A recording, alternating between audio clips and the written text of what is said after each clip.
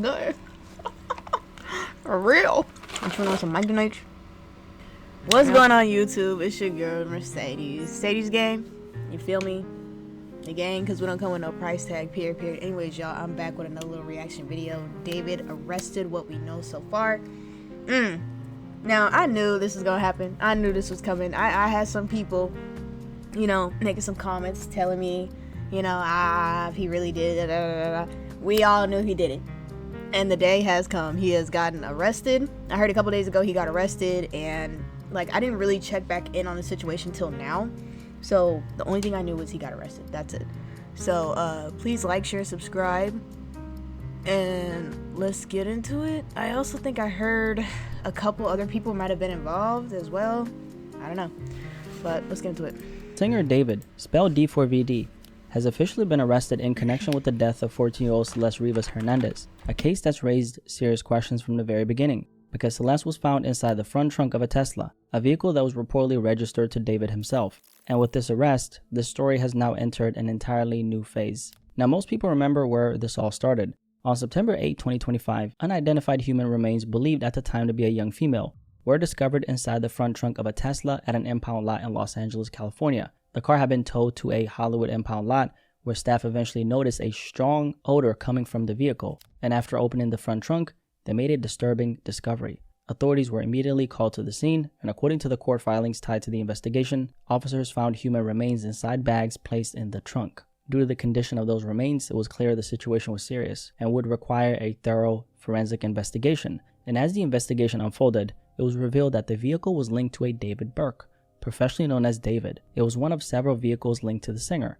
David was a young artist who at the time was building serious momentum in the music industry and was even in the middle of a tour, which he would later cancel as the situation began to unfold. Now, at the time, it wasn't immediately known who the body belonged to, but sometime later, the medical examiner officially identified the victim as Celeste Rivas Hernandez. Celeste was discovered just one day after her 15th birthday, meaning she was only 14 when she died. So it was, and based on early reports, it was believed that her body had been inside that vehicle for some time before being discovered. Only hours after the discovery, the LAPD executed a search warrant at a home in the Hollywood Hills area, where David had reportedly been staying. During that search, law enforcement seized surveillance footage from the property, collecting recordings from multiple security cameras in and around the home. From that point on, the investigation intensified.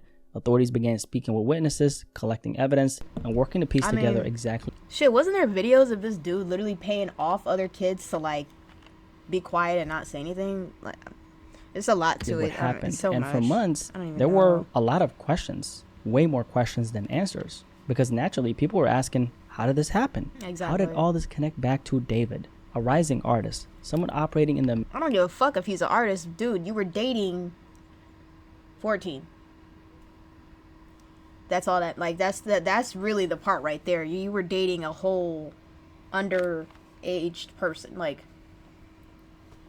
that itself is not okay. You should have already been in jail just for that. Like, that's weird. Mainstream world of music, now somehow linked to the murder of a 14-year-old girl. Now fast forward to today, nearly 7 months later, it appears investigators believe they've gathered enough evidence to make an arrest. It has now officially been confirmed that David has been arrested in connection with this case. So let's break down what we actually know so far. Now, according to the authorities, this arrest wasn't random. It was based on evidence and probable cause that was developed over time. And that part is important because this wasn't something that happened overnight. This was an ongoing investigation, something that's been building for months. But at the same time, it's also important to understand what this doesn't mean. This is not an indictment yet, meaning right now this is still part of an ongoing investigation. The legal process is still unfolding, and we haven't even seen the full case yet. However, the authorities did move forward with an arrest. And according to law enforcement, they've now put together a full case, one that's being presented to the Los Angeles County District Attorney's Office for review on Monday. That review will be handled by the Major Crime Division, the team that will ultimately determine whether this case moves forward with formal charges. And at this point, there are a few key questions that naturally come up. How strong is this case? What specific evidence do they have? And what exactly led investigators to this point? That we don't fully know yet. However, with this arrest, a few key things have now been confirmed. Number one, David is currently being held without bail, according to police. And that alone signals that the authorities are taking this extremely seriously. Yeah. Because in cases like this, bail good. isn't just about money. It's about making sure the person shows up to court, protecting the integrity of the investigation, and in some situations, making sure there's no contact with potential witnesses. And for this case specifically, we already know that investigators have spoken to multiple people, conducted a bunch of interviews, and gathered witness testimonies along the way. And when you factor in that someone in his position would have access to significant resources, that can also become a consideration in situations like this. Again, it doesn't determine guilt, but it does tell you how serious the situation is being handled by the authorities at this stage. And this is where things start to get a little more complex, because one of the biggest reasons this case appears to have taken months to develop comes down to a single question investigators needed to answer.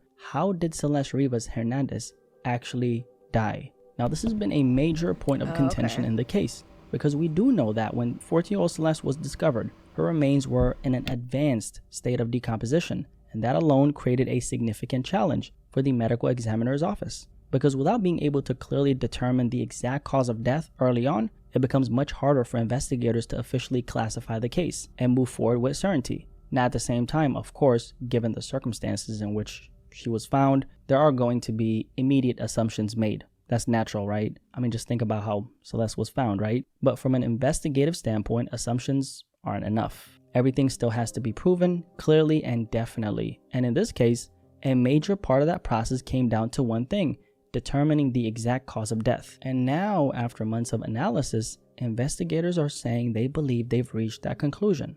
But here's the thing. Authorities still haven't fully revealed how they reached that conclusion or what specific evidence led them here. And that raises even more questions. What changed?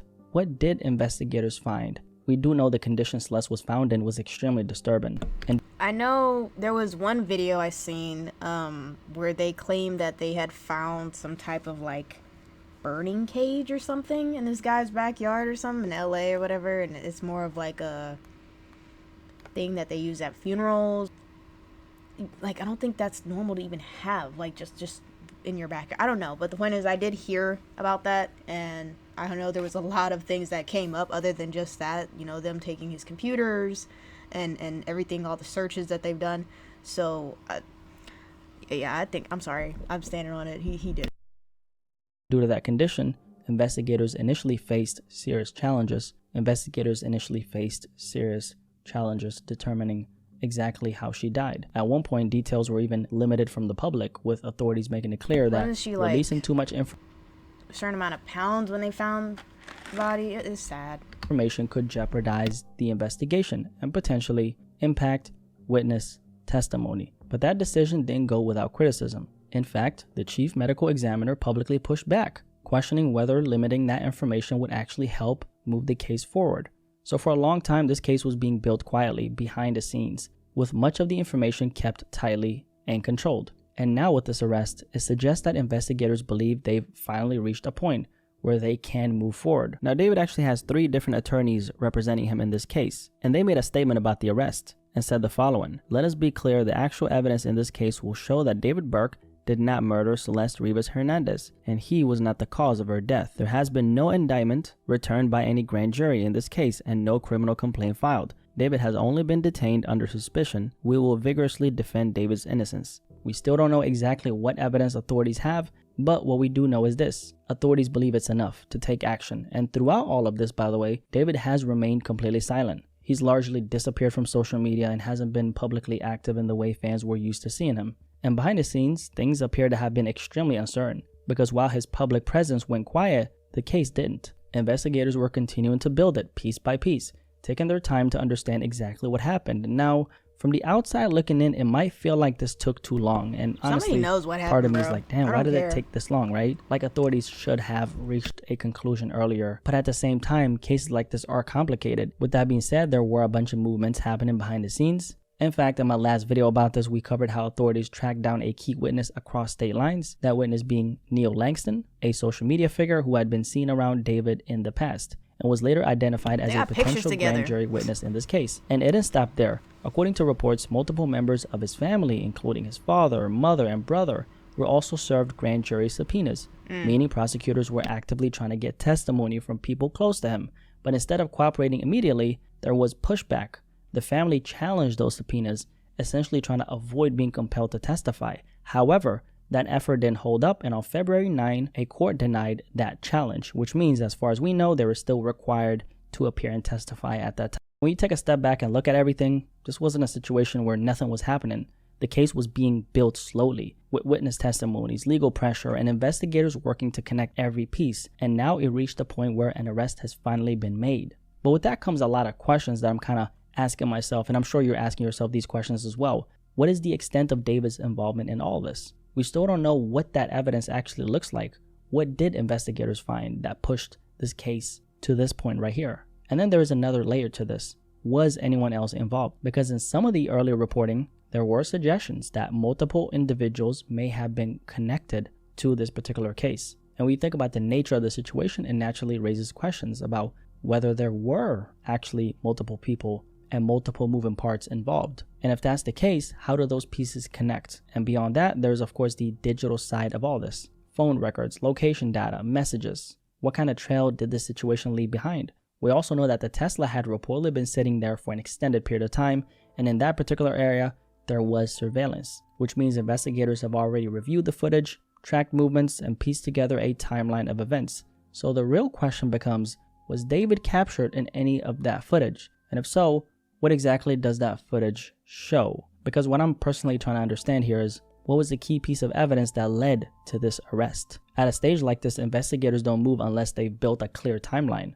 Who was there, what happened, and when it happened. So whatever they have, it was enough. At this point, his legal team was going to have to respond to whatever evidence they have against him. And depending on what investigators actually found, that could be very challenging for his legal team. Now, I'm not going to sit here and speculate on specifics, but I will say this, whether this situation is bigger than just one person. If that's the case, that's something that will likely come out over time. But beyond all that, the most important thing here is justice for Celeste Rivas Hernandez. Honestly, that's been my focus since day one. And if authorities have taken this step after months of investigation, then clearly they believe they've done the work and justice will be served. Now, the next major movement in this case comes Monday, when everything is presented to the Los Angeles County District Attorney's Office. And that's when we'll find out the truth of what this actually means for David. As of right now, he's being held without bail, and that alone tells you how serious the situation is being treated. And that's what we know so far about the arrest of David in connection with the death of 14-year-old Celeste Rivas. If you made it this far, drop a like and subscribe. If you're new here, my name is Blackie Speaks. Nice to meet you. Man. As y'all can see, this situation is still developing, and I'll be here to keep you guys updated every step of the way. I'll see you guys on Monday. Peace. I'm out. Yeah, I want to know. I'm curious. Like I said, regardless, the only reason why I think he had involvement in some type of way, something, is because you can't just be around a person for that long, that many years, this and that, and then just not have any involvement. That what? Shoot, you were her whole boyfriend. Like what? Netflix is probably shooting a documentary as we speak. He rot in jail. Personally, how I look at it is whatever comes, whatever's in the dark will come to light. So whether if he did it or not, justice will be served for her eventually here soon, and I'm hoping and praying that this girl will get her justice as she deserves. So, but y'all let me know in the comment section what you think. It's a lot happening, so I guess Monday is when it will take place. So but please like, share, and subscribe, and you guys can DM me at Mercedes5_ down there if you want me to react to any other videos, or shoot, I can also keep up with this little thing that's going on, because I want to know. Truly, I want to know what happens next, and what evidence that they have to present. So, but yeah, y'all like, share, subscribe, and I'm gonna catch y'all in another freaking video. Deuces.